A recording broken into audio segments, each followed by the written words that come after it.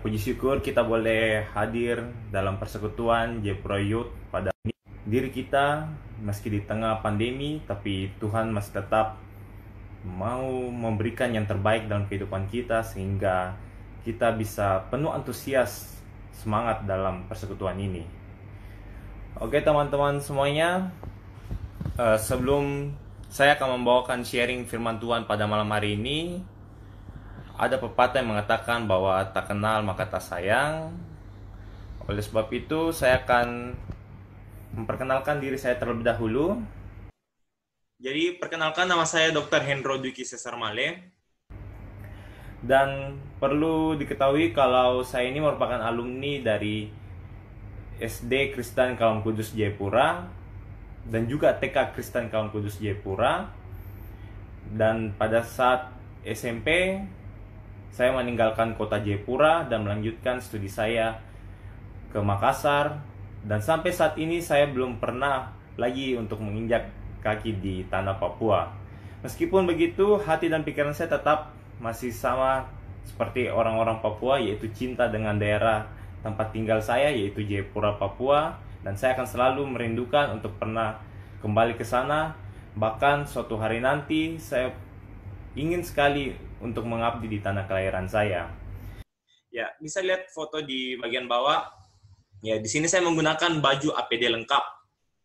APD itu singkatan dari alat pelindung diri, di mana APD yang saya pakai ini namanya baju hazmat, baju yang sangat ketat dengan pori-pori yang sangat kecil, yang membuat setiap orang yang akan memakainya pasti akan basah kuyup karena sangat panas. Ya, jadi APD lengkap ini bukan hanya baju hazmat saja, tapi ada masker. Ya, masker ini ada 3 lapis. Ya, ada masker bedah, ada masker N95, dan ada masker hazmat. Di mana saat kita bekerja, kita tidak boleh sekalipun melepaskan alat pelindung diri ini. Ya, bayangkan saja kami bekerja itu dalam satu shift ada 10 jam. Kami tidak makan, tidak minum, tidak buang air kecil, dan bahkan tidak buang air besar sama sekali. Tentu saja ini merupakan salah satu tantangan terbesar bagi setiap petugas kesehatan yang bekerja di rumah sakit darurat COVID-19 ini, di mana kami bekerja hanya mengandalkan semangat dan kasih. Dan bagi kami, untuk merawat pasien yang jumlahnya ribuan itu, kami tentu butuh kasih karunia Tuhan agar kami bisa selalu dimampukan dan selalu sehat memberikan pelayanan yang terbaik. Di sini juga saya ada memegang kertas yang bertulis Persipura yang selalu. Ya, ini artinya suatu dukungan yang besar bagi saya kepada tim kebanggaan saya Persipura, dan sampai hari ini saya masih bangga kalau saya pernah lahir dan besar di Jayapura. Berikut ini adalah video yang memperlihatkan bagaimana kerja kami selama di Wisma Atlet. Meskipun cuplikan ini sangat singkat dan tidak menggambarkan secara keseluruhan dari kerja kami, di mana kami sangat hati-hati dalam memperlihatkan privasi, terutama privasi dari pasien kami. Jadi teman-teman silakan menyaksikan.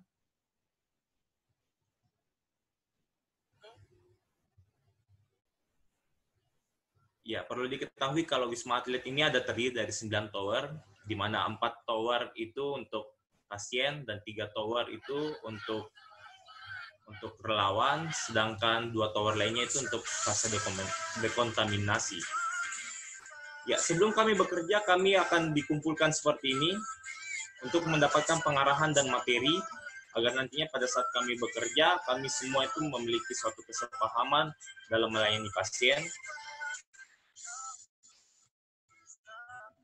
Ya, dan ini merupakan kumpulan dari astronot ya. Kami anggap diri kami itu seperti astronot. Jadi sebelum kami kerja, kami akan dikumpulkan atau di briefing dan memberikan suatu masukan dan bagaimana kerja kami ke depannya. Dan ini merupakan analis swab yang dilakukan untuk meneliti apakah pasien COVID-19 positif atau negatif. Dan ini ada proses pengambilan swab, baik itu dari hidung ataupun dari mulut. Dan setiap kami selesai bekerja, kami selalu mempersembahkan diri untuk foto di depan tulisan Rumah Sakit Darurat Penanganan COVID-19 Wisma Atlet, yang merupakan suatu kebanggaan bagi kami semua boleh bekerja di tempat ini. Dan ini merupakan para tentara yang juga ikut turut serta membantu kami dalam penanganan kasus COVID-19 ini. Dan ini merupakan salah satu foto di rooftop dari Wisma Atlet. Ya, tetap semangat, tetap gembira. Dan ini merupakan foto saya dengan komando dari tentara yang memimpin langsung di lapangan, namanya Dr. Gigi Arifin. Dan dari video-video tersebut tadi teman-teman bisa saksikan bersama kalau kami tetap semangat, tetap gembira. Dan hashtag atau salah satu jargon kami yaitu pantang pulang sebelum corona tumbang.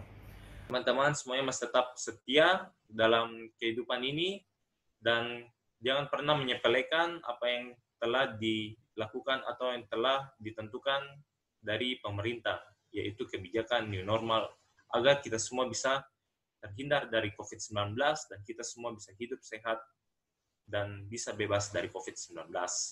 Oke, ketika saya memutuskan untuk berada di tempat ini, di Rumah Sakit Darurat COVID-19 Wisma Atlet Jakarta, pasti banyak orang-orang dan juga keluarga saya yang mengatakan bahwa buat apa kamu mencari mati di tempat seperti ini? Atau mereka mengatakan, apa alasanmu untuk datang ke tempat seperti ini, sedangkan orang-orang malah pergi menjauhi tempat yang ibaratnya seperti kandang singa atau seperti neraka, ya.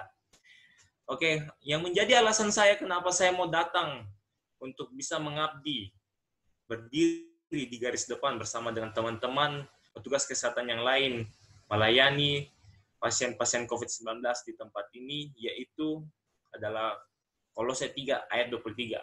Apapun juga yang kamu perbuat, perbuatlah dengan segenap hatimu, seperti untuk Tuhan dan bukan untuk manusia. Jadi dasar kehidupan saya, ketika saya mau melayani itu untuk Tuhan. Jadi ketika saya dikucilkan, ketika saya dianggap remeh, ketika saya dihina, ataupun ketika saya merasa tidak berguna dan sebagainya, saya hanya pikirkan bahwa apapun yang saya perbuat ini demi kemuliaan nama Tuhan. Sebab apapun yang saya lakukan itu tidak pernah bisa membalas kebaikan Tuhan dalam kehidupan saya. Oleh sebab itu, saya selalu percaya bahwa pasien-pasien yang ada di COVID-19 ini semua adalah milik Tuhan. Dan saya harus bisa melayani mereka sama seperti ketika saya ingin melayani Tuhan. Ya, jadi tema dalam hari ini yaitu God Presence in My Life. Bagaimana saya dan saudara-saudara sekalian pasti sangat merindukan kehadiran Tuhan dalam kehidupan kita. Menjadi pertanyaan bagi semua orang Kristen, apakah kalian sudah mengenal Allah? Nah, pasti ada yang menjawab ya, ada yang jawab masih belum, dan ada yang bahkan mengatakan tidak sama sekali. Ya, kita bersyukur kalau kita lahir dan besar sebagai orang Kristen.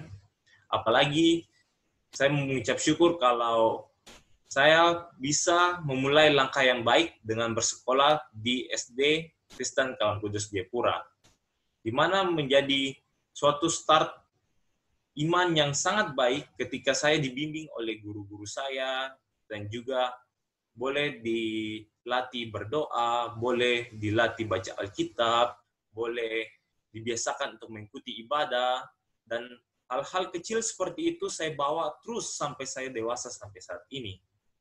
Bahkan hal-hal kecil itu pun yang bisa saya bagikan kepada teman-teman sekalian, dan saya bisa bagikan kepada semua orang bahwa dari didikan waktu saya kecil itu akan terbawa terus sampai saat ini. Jadi jangan pernah mempermainkan apa yang Tuhan telah berikan, dan kita harus selalu bersyukur dimanapun Tuhan telah tempatkan kita, kita harus selalu memuliakan namanya. Jadi sudahkah Anda mengenal Allah? Saya sendiri akan menjawab, ya belum. Ya, tentu saja ini akan menjadi pemikiran yang sangat rumit. Dan saya akan membawa kepada teman-teman ayat Matius 7 ayat 21-23, itu bukan setiap orang yang berseru kepada aku, Tuhan, Tuhan, akan masuk ke dalam kerajaan sorga, melainkan dia yang melakukan kehendak Bapakku yang di sorga. Pada hari terakhir banyak orang akan berseru kepada aku, Tuhan, Tuhan, Bukankah kami bernubuat demi namamu, dan mengusir setan demi namamu, dan mengadakan banyak mujizat demi namamu juga? Pada waktu itulah aku akan berterus terang kepada mereka dan berkata, aku tidak pernah mengenal kamu. Enyahlah daripadaku, kamu sekalian pembuat kejahatan. Ya, teman-teman, dalam ayat ini bagaimana kita bisa menggambarkan secara luas bahwa bukan hanya orang yang sering menyebut nama Tuhan itu bisa dikatakan dia mengenal Allah, atau bukan saja orang yang sering ibadah atau yang sering berdoa atau yang sering mendengar lagu rohani yang sering mengenal Allah. Oleh sebab itu mari kita pelajari lebih lanjut bagaimana sih atau apa sih tantangan kita pada saat kita ingin mengenal Allah. Oke. Jadi dalam buku yang saya baca dalam buku Garam Terang for Youth tahun 2010, ciptaan dari Chuck Riva, ada terdapat 2 poin penting tantangan dalam mendekat Allah. Yang pertama adalah merasa mengenal tapi sebenarnya tidak mengenal, dan yang kedua mengenal Allah berarti itu membuktikan diri untuk berbuat baik. Ya. Pernahkah Anda dalam posisi seperti ini, merasa mengenal tapi sebenarnya tidak dikenal? Pernahkah Anda mengenal teman sebangkumu pada saat Anda sekolah, dan kemudian teman sebangkumu tidak ingin mengenal kalian, atau teman sebangkumu tidak mengenal kalian? Tentu saja itu sesuatu yang sangat membuat hati kita merasa hancur atau kecewa. Oke, kita baca dalam ayat Matius 7 ayat 23. Pada waktu itulah aku akan berterus terang kepada mereka dan berkata, aku tidak pernah mengenal kamu. Enyahlah daripadaku, kamu sekalian pembuat kejahatan. Ya, tentu saja ayat ini menggambarkan pada hari kedatangan Tuhan atau pada hari penghakiman, saat kamu berseru-seru tentang nama Tuhan, tetapi Tuhan malah menjawab, enyahlah daripadaku, aku tidak mengenal kamu. Sungguh hati kita akan merasa takut, merasa kecewa, merasa khawatir, merasa hancur saat kita mendengarkan perkataan Tuhan seperti itu. Oke? Jadi jika kamu betul mengenal Allah, harus ada yang menanjak di dalam hidupmu. Mau memberi dibentuk oleh Tuhan dan mulai mengurangi dosa. Jadi ingat, jika kita ingin mengenal Allah, kita harus bersungguh-sungguh mencari Dia.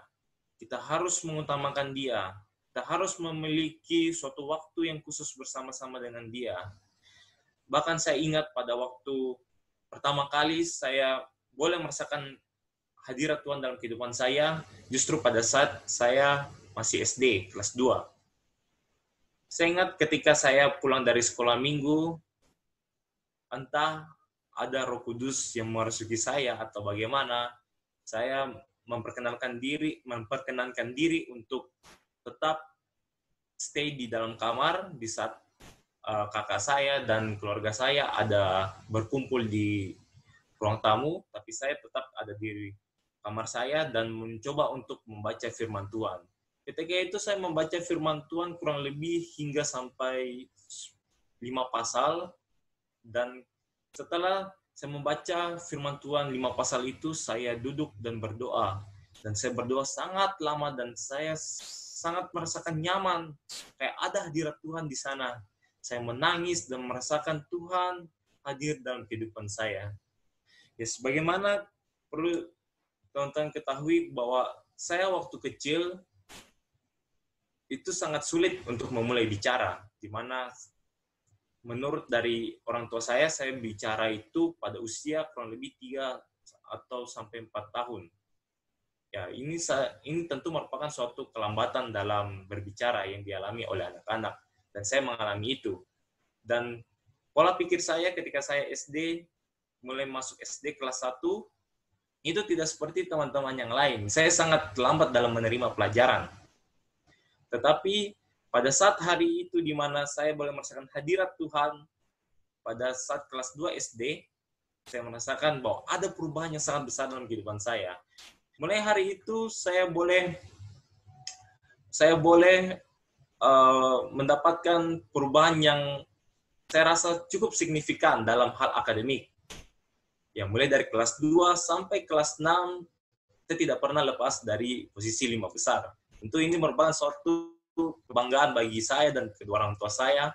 Apalagi mereka selama ini tidak pernah menganggap saya sebagai orang yang cerdas.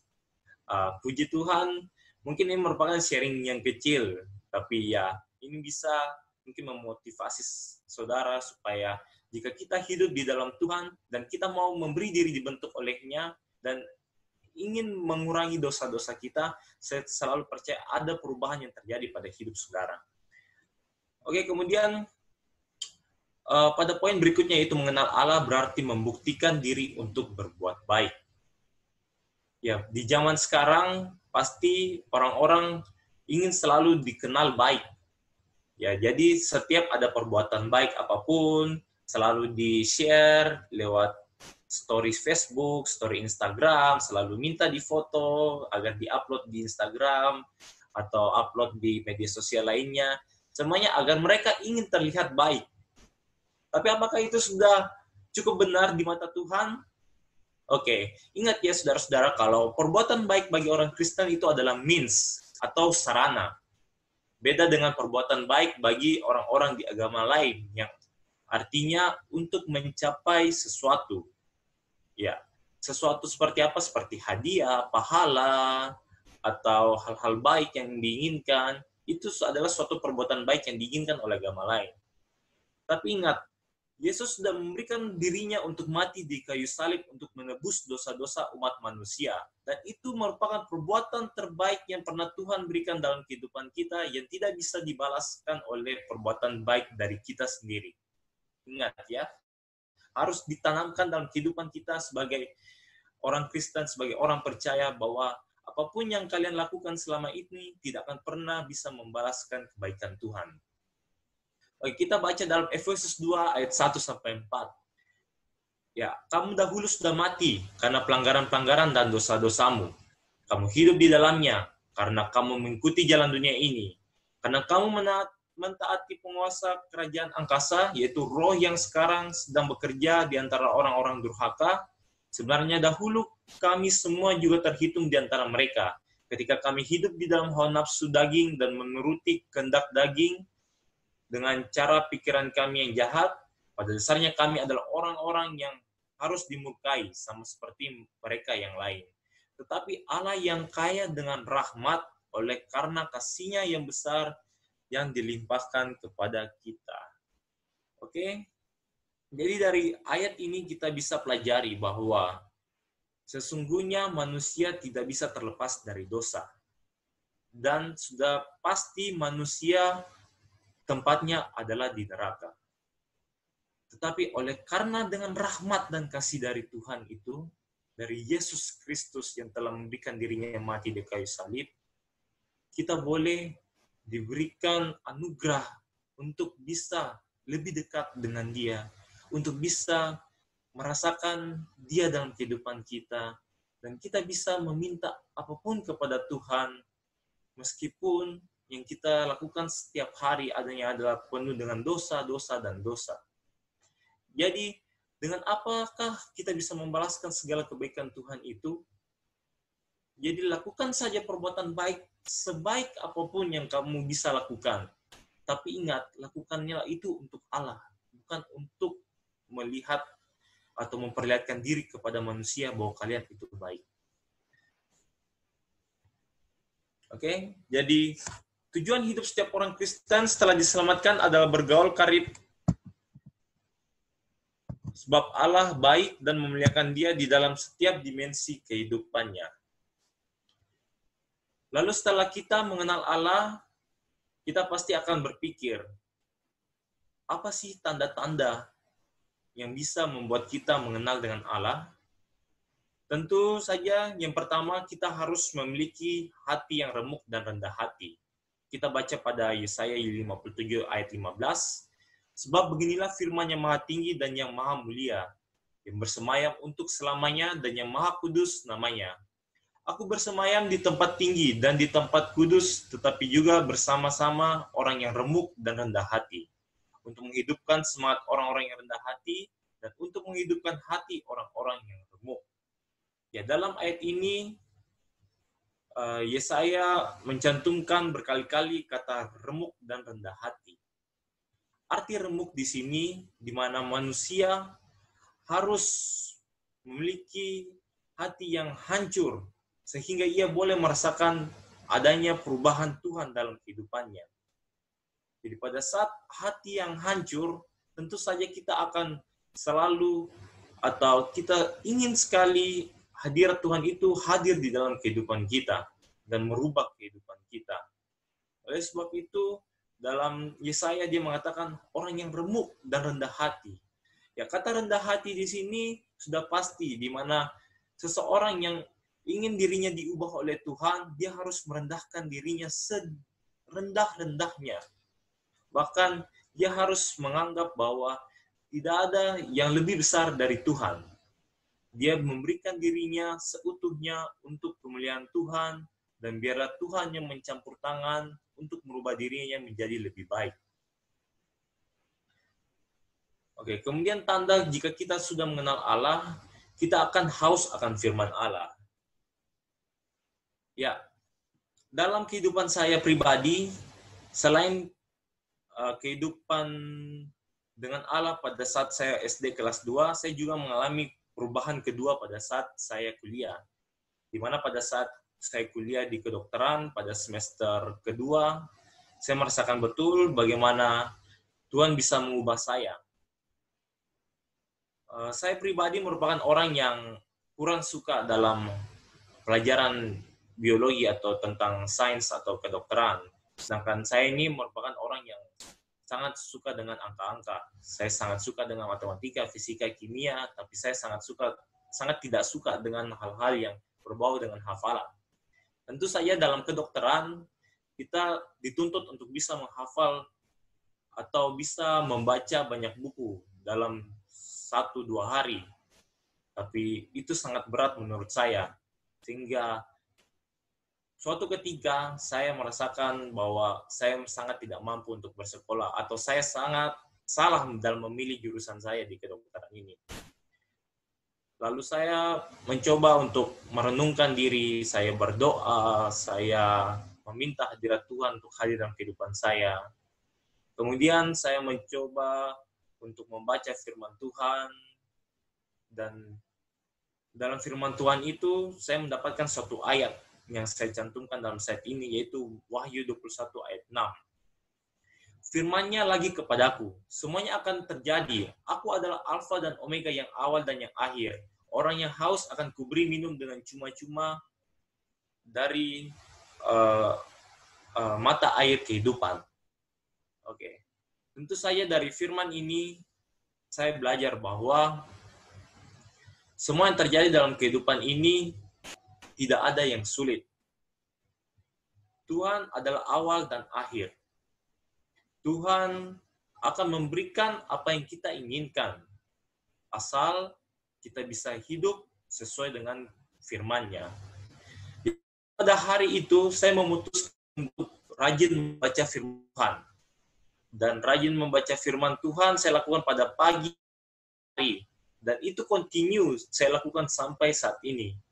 Dan puji Tuhan, entah kenapa ada perubahan lagi terjadi pada prestasi akademik saya. Dan itu sangat sulit untuk saya pikirkan sebelumnya, di mana ada saja berkat dari Tuhan yang membuat saya bisa memenangkan berbagai macam lomba di kedokteran, dan itu merupakan suatu kasih karunia yang besar yang patut saya banggakan karena Tuhan begitu nyata dalam kehidupan saya. Dan teman-teman, saya harap kalian juga bisa belajar bagaimana bahwa dalam membaca firman Tuhan itu semua akan merubah kehidupan teman-teman nantinya, pasti akan memberikan kekuatan bagi teman-teman nantinya, dan pasti akan merubah kehidupan teman-teman. Dan ingat perkataan Tuhan, apa saja yang kamu minta, mintalah dengan segenap hati. Artinya kita lakukan itu dengan hati yang murni, dengan hati yang tulus, agar Tuhan benar-benar bekerja dalam kehidupan kita. Jadi bergaul dengan Tuhan intinya haus kepada firman-Nya. mulai menanyakan dan memperbandingkan kebenaran firman Tuhan dengan diri sendiri. Apakah yang saya lakukan ini sudah sesuai dengan apa yang Tuhan ajarkan di firman Tuhan? Apakah yang saya lakukan hari ini sudah benar-benar untuk memuliakan nama Tuhan? Saya harap ini bisa menjadi perenungan kita bersama, dan teman-teman saya harap bisa hidup haus akan firman Allah. Oke, poin yang ketiga, bagaimana tanda untuk mengenal firman Tuhan, yaitu kita akan merasa sedang diubahkan segambar dengan Tuhan. Ingat ketika manusia pertama di bumi ini, yaitu Adam, diciptakan oleh Tuhan, di mana Adam diciptakan itu dibuat untuk memelihara dan melestarikan ciptaan-ciptaan dari Tuhan, sehingga Tuhan ingin menciptakan suatu ciptaan yang serupa dengan Dia, agar bisa mewakili Tuhan untuk menjaga dan melestarikan ciptaannya tersebut.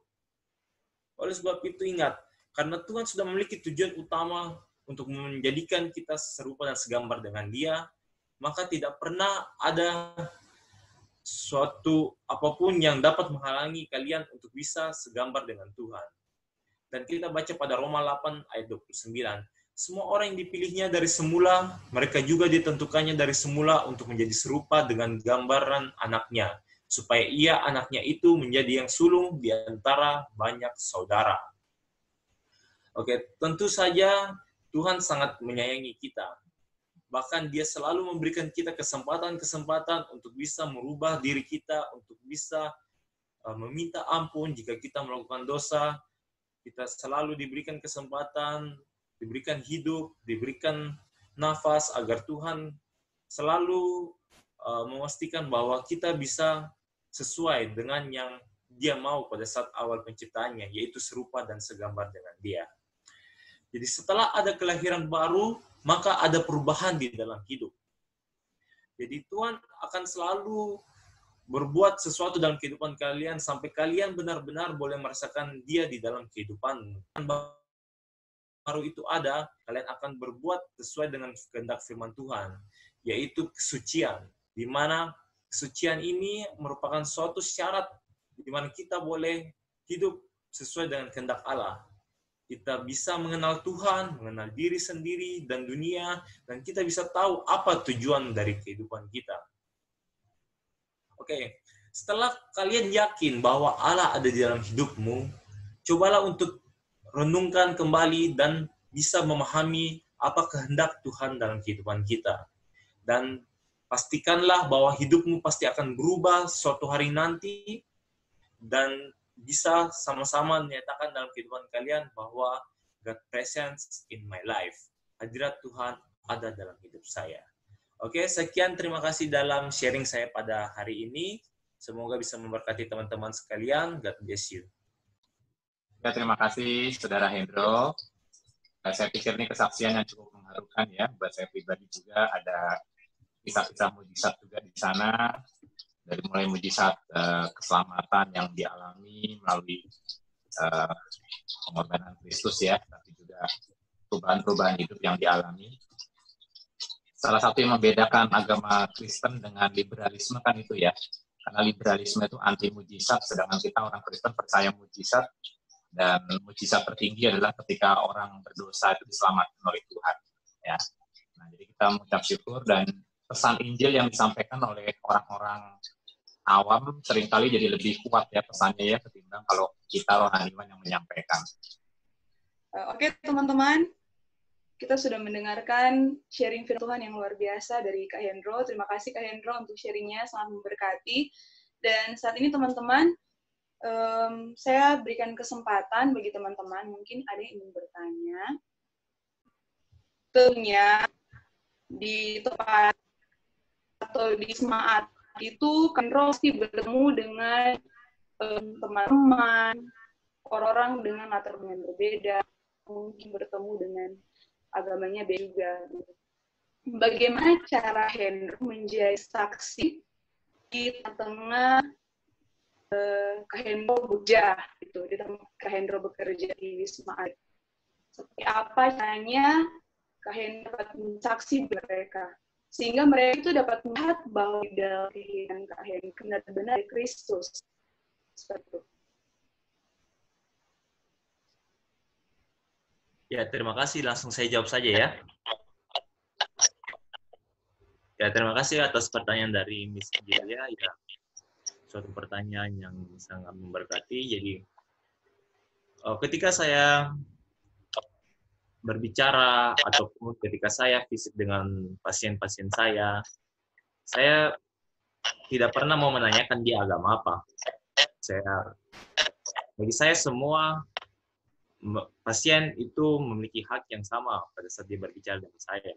Jadi yang saya lakukan adalah saya mencoba memberikan mereka kekuatan, memberikan mereka motivasi bahwa penyakit COVID-19 ini pasti akan sembuh. Dan Tuhan tidak akan pernah menciptakan suatu penyakit tanpa ada obatnya. Atau Tuhan tidak akan pernah membuat suatu penyakit tanpa ada Tuhan dalam. Selalu saya untuk sharing tentang apa-apa saja yang mereka rasakan, dan saat itu sebagai seorang bagaimana saya memberikan mereka suatu rasa optimis yang besar bahwa mereka pasti akan sembuh dan kasih Tuhan akan selalu ada bersama-sama dengan mereka. Ya, itu aja. Nah, ini Mas Hendra, saya mau tanya. Di Wisma Atlet yang Mas Hendra itu bertugas itu, apa ada tim medis dari negara-negara lain selain Indonesia, maksudnya negara-negara dari negara tetangga atau dari Eropa gitu. Terus yang kedua, bagaimana apa ada reaksi rasa apa kayak was-was selama menangani orang-orang yang bukan, maksudnya berbeda itu karakter gitu. Jadi kadang menjengkelkan atau bagaimana, kan pasti ada rasa-rasa kayak takut juga. Ini bagaimana mungkin bisa kena dalam diri kita gitu. Bagaimana responnya Mas Hendro gitu. Terima kasih. Ya, terima kasih. Saya akan menjawab pertanyaan dari Kak Octaviano. Ya, sejauh ini tenaga medis yang ada di Wisma Atlet semuanya asli orang Indonesia. Jadi kami gabungan dari relawan sipil, dokter, baik perawat ataupun analis kesehatan yang semuanya asli orang Indonesia. Jadi kami juga saling membantu dengan Polri dan juga dengan TNI untuk bisa sama-sama dalam melayani pasien COVID-19 ini. Dan pertanyaan yang kedua yaitu bagaimana perasaan saya apabila bersama-sama dengan orang COVID-19. Ya, tentu saja ada pesan was-was. Saya juga sebagai orang biasa, tentu saja ada rasa ketakutan dan kekhawatiran apabila saya dekat dengan orang yang sudah positif COVID-19. Tetapi bagaimana prinsip kehidupan saya, yaitu pada Kolose 3:23 yang mengatakan bahwa jika saya melayani mereka, saya harus melayani ketika saya melayani Tuhan, maka saya harus melayani mereka sama seperti saya melayani Tuhan. Artinya dalam melayani Tuhan itu kan tidak ada ketakutan, tidak ada kekhawatiran. Maka ketika saya melayani manusia, saya tidak akan pernah mau takut dalam melayani mereka. Meskipun mungkin mereka dengan berbagai macam karakter, mereka mungkin ada yang ibaratnya emosian, tapi saya untuk melayani mereka, saya harus memiliki sikap sama seperti yang Tuhan miliki, yaitu sikap sabar, sikap tenang. Dan saya berbicara kepada mereka, sampai saat ini saya belum pernah ada mengalami masalah sedikit pun dalam hal komunikasi. Dan mereka selalu mau mendengar apa yang bisa saya bicarakan, motivasi apa yang saya berikan, mereka semua mau terima dengan penuh. Ya, ini ada beberapa pertanyaan yang ada pada grup chat. Mungkin saya baca dan saya langsung jawab aja ya. Oke, ya, pertanyaan dari William. Bagaimana jika Hendro terkena corona? Ya, pertanyaan Pertanyaannya juga menakutkan ya, bagaimana kalau saya terkena corona?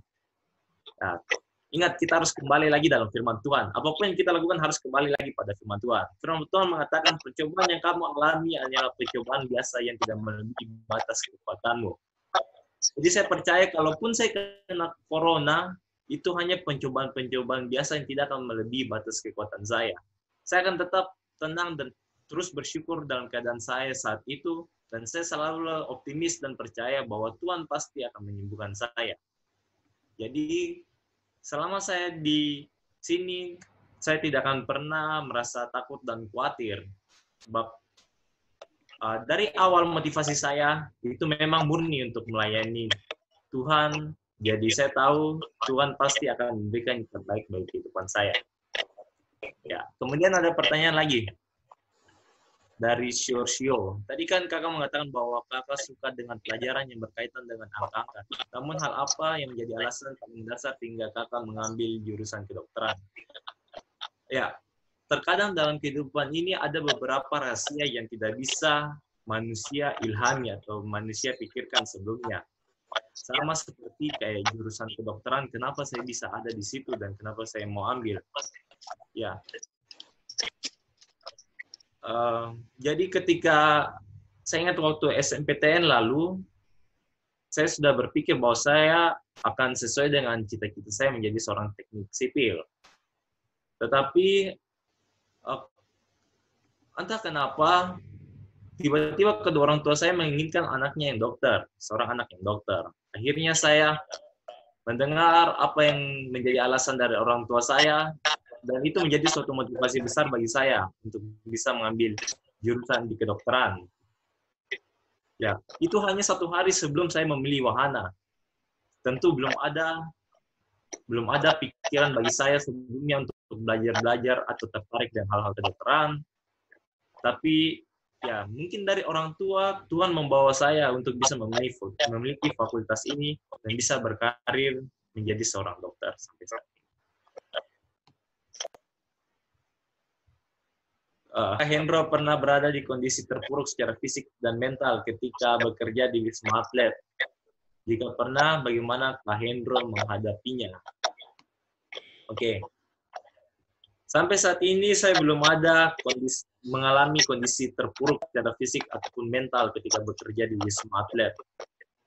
Jadi itu semua dari motivasi diri kalian. Jika kalian memang motivasi kalian untuk berbuat baik demi kemuliaan nama Tuhan, saya percaya Tuhan pasti akan melindungi diri kalian dan akan selalu memberikan kalian semangat dalam menjalani aktivitas kalian. Sehingga saya tidak pernah merasa kekurangan, baik dalam makanan, baik dalam ya fisik, mental, semua saya rasa malah tercukupi.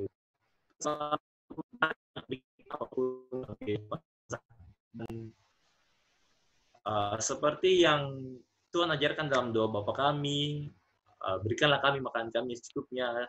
Maka dari situ saya bisa belajar bahwa hidup cukup dan hidup berlebih. Sebab kalau kita ingin hidup berlebih, kita tidak akan pernah merasa puas dengan apa yang Tuhan berikan kepada kita.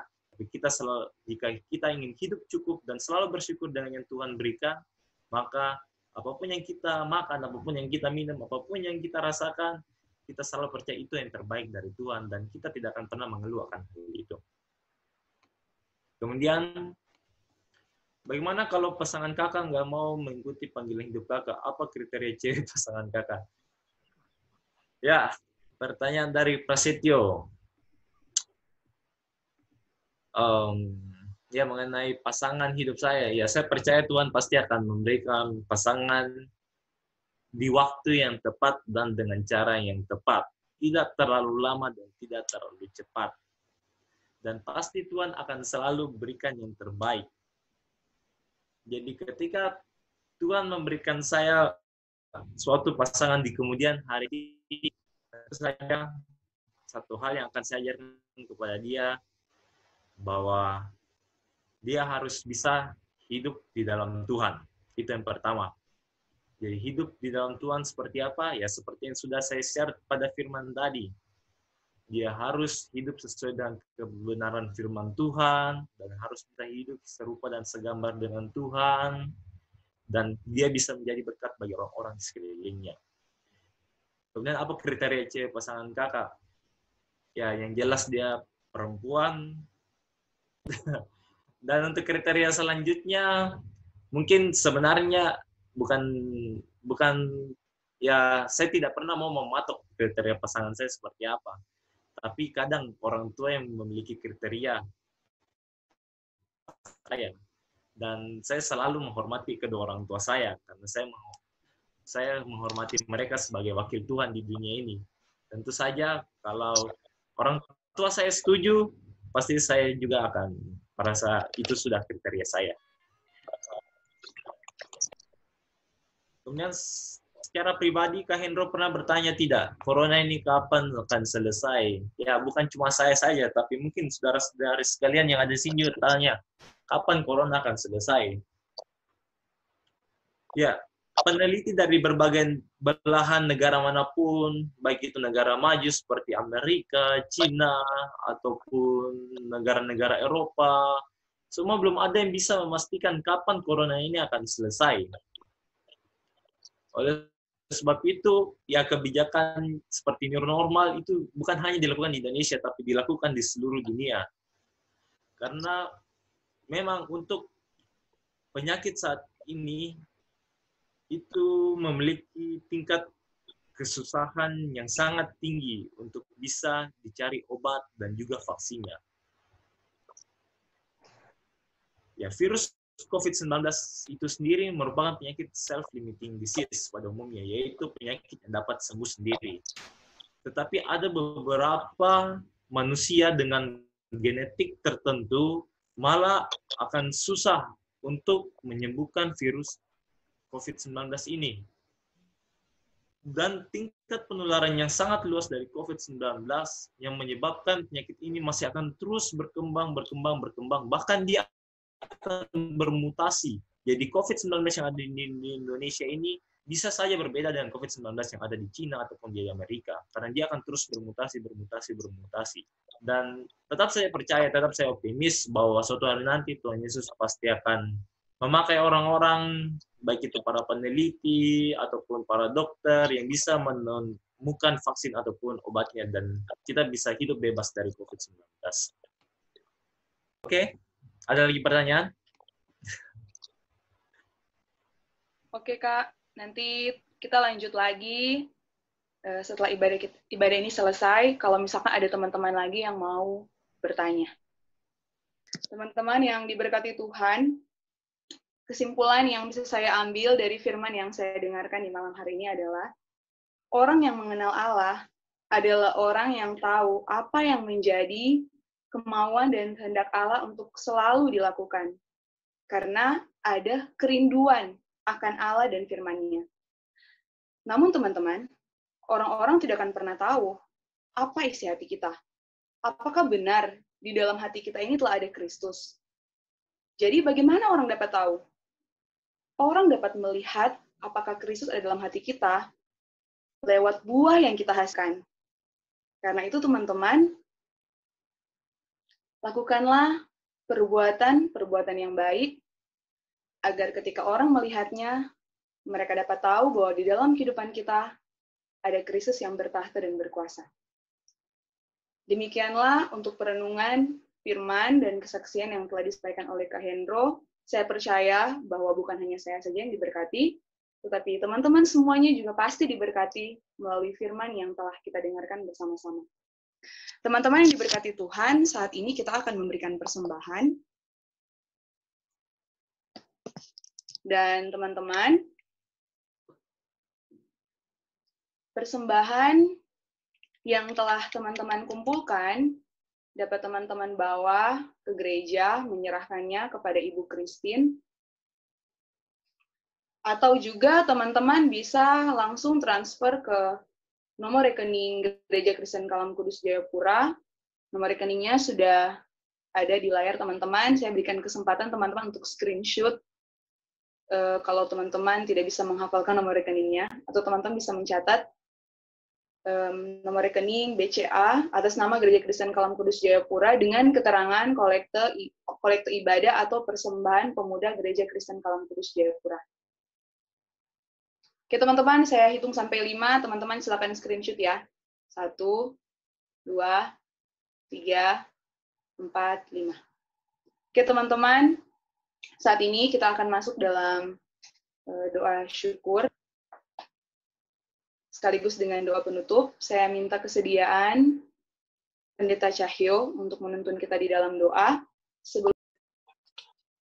Mari kita berdoa. Amin. Surga, kami bersyukur sekali justru di tengah-tengah masa pandemi seperti ini, kami diberi kesempatan untuk menemukan teman-teman baru, kenalan-kenalan baru, bahkan kami bisa mendengar sharing firman Tuhan dan juga kesaksian-kesaksian bagaimana Tuhan masih bekerja untuk anak-anak-Mu. Kami bersyukur untuk Saudara Hendro yang sudah menjadi berkat, saluran berkat Tuhan bagi kami. Dia dalam tugas, pekerjaan, tanggung jawab agar tetap dia memuliakan Tuhan. Ada kesempatan-kesempatan untuk dia bersaksi tentang kasih Tuhan Yesus dalam hidupnya. Dan kami berdoa ya Bapa, supaya melalui pelayanannya banyak orang melihat Allah dan memuliakan Tuhan. Kami berdoa lindungi dia, lindungi keluarganya, berkati masa depannya, cita-cita, harapan, pasangan hidupnya, semua Tuhan maksudnya. Terima kasih Bapak, berkati kami semua yang sudah bersekutu malam hari ini, agar melalui kesaksian dan sharing malam hari ini kami juga dimotivasi untuk hidup semakin baik, memanfaatkan waktu dengan bijaksana, dan kami juga berdoa untuk persekutuan kami dipakai Tuhan menjadi alat Tuhan untuk memberkati pekerjaan-Mu di gereja kami, dan berkati juga kami yang malam hari ini beristirahat, supaya kami dilindungi dan hal-hal yang buruk. Terima kasih Bapak, kalau kami sebentar akan melanjutkan dengan ramah-tamah, kami berdoa supaya kami tetap memuliakan Tuhan, menjadi berkat bagi teman-teman. Di nama Tuhan Yesus kami syukur, haleluya, amin. Amin. Terima kasih Pendeta Nur Cahyo. Sebagai dokter, saya harus memberikan edukasi terlebih dahulu kepada teman-teman sekalian mengenai tentang virus corona. Pasti teman-teman banyak mendengarkan berita-berita tentang virus corona dan bagaimana perkembangannya, baik itu melalui media sosial di TV ataupun di handphone, medsos, Facebook, Instagram, atau sebagainya. Dan sebagaimana kita tahu kalau virus corona ini merupakan virus yang telah bermutasi dari beberapa tahun yang lalu, di mana beberapa tahun yang lalu, tepatnya pada tahun 2002, kita kenal dengan virus SARS, yang juga merupakan komponen dari virus corona. Kemudian pada tahun 2010 kita kenal dengan virus MERS, dan pada tahun 2020 ini, atau dari tahun 2019 hingga tahun 2020 ini, kita kenal dengan virus yang bernama SARS-CoV-2 yang memberikan penyakit COVID-19 atau COVID-19. Oke, jadi bagaimana sih gejala yang diberikan atau gejala yang didapat oleh pasien corona ini? Jadi pertama, pasien akan merasa demam, kemudian batuk pilek, kemudian pasien akan lesu, dan juga akan mengalami gangguan pernafasan, misalnya sesak dan sulit untuk bernafas. Tetapi tidak semua orang akan mengalami gejala yang sama. Sehingga orang yang tidak mengalami gejala biasanya disebut dengan OTG atau orang tanpa gejala. Dan bagaimana penularan dari virus corona ini? Yaitu secara droplet. Oke, bagi teman-teman yang tidak ketahui, droplet itu nama lainnya adalah dahak. Jadi dahak itu berasal dari bagian tenggorokan atau bagian dari dalam mulut dan bagian dari dalam hidung. Jadi apabila droplet ini kita buang dan mengenai benda-benda di sekitar kita, dia dapat bertahan lama di benda tersebut. Dan apabila orang sehat memegang benda tersebut dan kemudian tangannya menyentuh bagian mukanya sehingga droplet tersebut bisa masuk ke dalam tubuh manusia melalui saluran pernafasan, maka bisa saja nanti dia tertular dan menjadi positif COVID-19. Oleh sebab itu, kita perlu tahu langkah-langkah pencegahan dalam COVID-19 ini. Jadi langkah pencegahan yang paling utama itu yaitu cuci tangan dengan sabun dan air setidaknya selama 20 detik. Ingat, cuci tangan dengan sabun dan air setidaknya selama 20 detik. Kemudian gunakan masker jika sedang sakit flu atau batuk dan jika sedang pemulihan dari sakit. Ya, tapi dalam protokol kesehatan terbaru dari WHO, baik orang sehat maupun orang sakit harus wajib menggunakan masker. Oke, kenapa bisa begitu? Ya, karena kalau orang sakit saja menggunakan masker, tentu saja pada saat dia mengeluarkan percikan ludah atau percikan dari bersinnya itu, bisa saja bersinnya itu masih bisa keluar meskipun dalam jumlah yang sedikit dan akan bisa dihirup oleh orang yang sehat. Oke, kemudian pencegahannya apalagi ya, masak daging dan telur hingga matang. Kita tidak tahu kalau daging dan telur itu bisa terkontaminasi dari COVID-19 yang mungkin saja ditularkan oleh penjualnya ataupun peternaknya. Oke, kemudian kita harus hindari kontak dengan hewan-hewan liar. Ya, hewan-hewan liar terutama seperti kelelawar atau hewan-hewan rodensia seperti tikus dan sebagainya, itu merupakan salah satu hospes yang bisa menularkan virus COVID-19 ini. Dan perlu diingat, jika kita sakit, kita harus periksakan diri ke rumah sakit atau fasilitas kesehatan terdekat. Jadi bagi teman-teman, apabila sudah ada gejala flu yang tidak bisa hilang dengan obat-obat yang mungkin dibeli di apotik atau dibeli di warung, sebaiknya harus segera datang ke rumah sakit atau ke fasilitas kesehatan terdekat dan bisa diberikan suatu pemeriksaan COVID-19 baik secara rapid test ataupun lewat swab.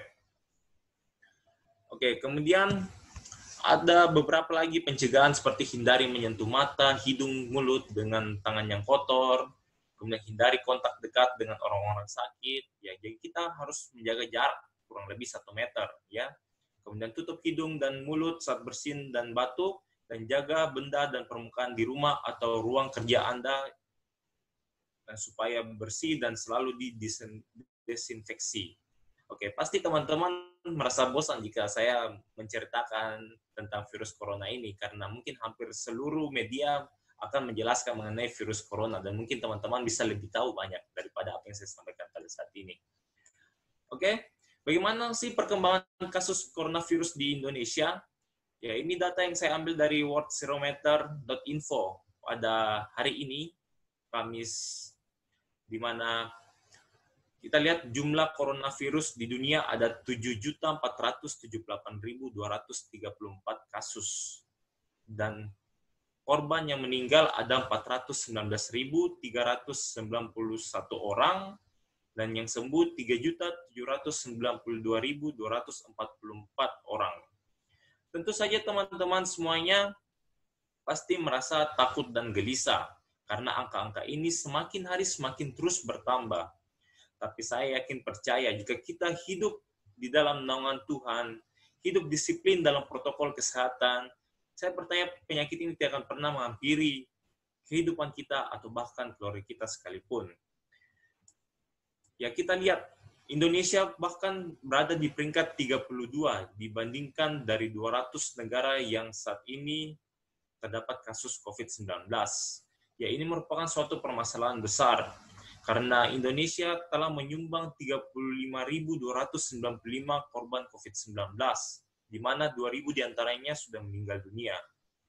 Dan teman-teman semuanya, saya harap harus tetap disiplin dalam melakukan protokol kesehatan, dan jangan pernah menyepelekan kebijakan dari pemerintah, di mana mencuci tangan serta menjaga jarak dan orang lain itu sangat perlu kita lakukan. Ya, pemerintah telah melakukan kebijakan new normal. Ya, meskipun kebijakan ini saat ini belum dilakukan dan tahap percobaan masih dilakukan di ibu kota, yaitu Jakarta, di mana new normal manusia diharapkan untuk bisa hidup seperti biasa, tetapi dengan menjunjung tinggi protokol kesehatan yang berlaku. Ya, seperti pencegahan-pencegahan COVID yang sudah saya bilang pada slide sebelumnya, di mana kita harus memakai masker, rajin mencuci tangan, dan menjaga jarak satu dengan yang lainnya. Itu semua harus kita lakukan agar new normal ini dapat berjalan dengan baik. Pasti teman-teman pasti akan menanyakan, kok pemerintah bisa ya melakukan new normal pada saat kasus COVID-19 tidak pernah turun?